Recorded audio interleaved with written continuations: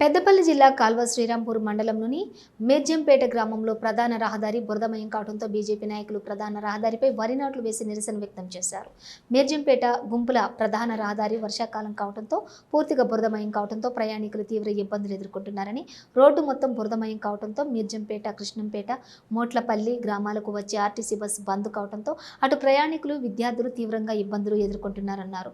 గత 25 సంవత్సరాల క్రితం గుజ్జల రామకృష్ణారెడ్డి ఎమ్మెల్యేగా ఉన్నప్పుడు వేసినటువంటి రోడ్డేనని, ఇప్పటి వరకు కాంగ్రెస్, టీఆర్ఎస్ ప్రభుత్వాలు మారినా రోడ్డు మాత్రం ఎవరూ పట్టించుకోవటం లేదన్నారు. ఎమ్మెల్యే స్పందించి మెట్లపల్లి గుంపుల వరకు డబుల్ రోడ్డు నిర్మాణం చేపట్టాలని వారు డిమాండ్ చేశారు.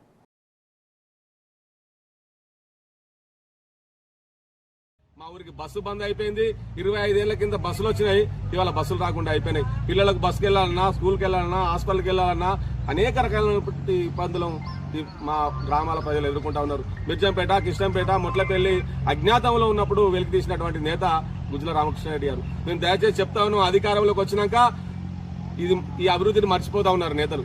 ఖచ్చితంగా ఒకసారి మా కృష్ణంపేట, మిర్జంపేటకు వచ్చి ఈ రోడ్డును చూసి డబల్ రోడ్డు వెంటనే శాంక్షన్ చేయాలి, మీరు ఇచ్చిన హామీలను నెరవేర్చుకోవాలి. వీటిని తట్టేడు మొరం పోసిన వాళ్ళు లేరు. దీన్ని డబుల్ రోడ్డు చేయకుండా మంచిదే, దీన్ని క్లీన్ చేసిన వాళ్ళు కూడా లేరు.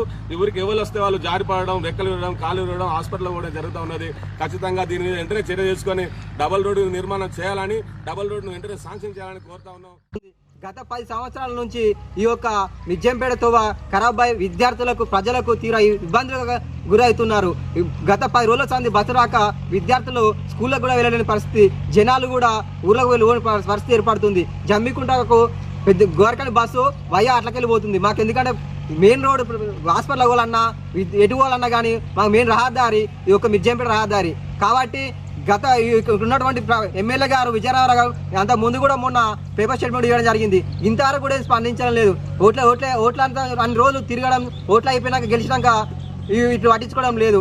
ఎమ్మెల్యే గారు మీరు తక్షణమే ఈ యొక్క మిర్జంపేట రోడ్ డబుల్ రోడ్ శాంక్షన్ చేయాలని కోరుతున్నాం.